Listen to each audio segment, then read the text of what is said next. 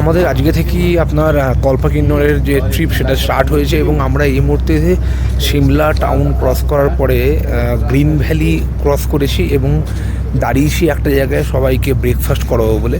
তো জাস্ট আপনাদের দেখিয়ে দেবো, এখানে আমরা দুপুরের খাবার ব্রেকফাস্ট করতে ABC শেরে পাঞ্জাব রেস্টুরেন্ট।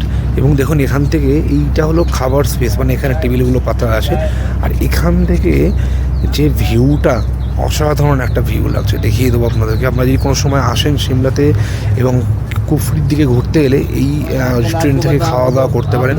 শুধু সুস্বাদু খাওয়া না, এর সঙ্গে খুব সুন্দর ভিউও পাবেন। দেখুন কি ভিউ, অসাধারণ ভিউ একটা।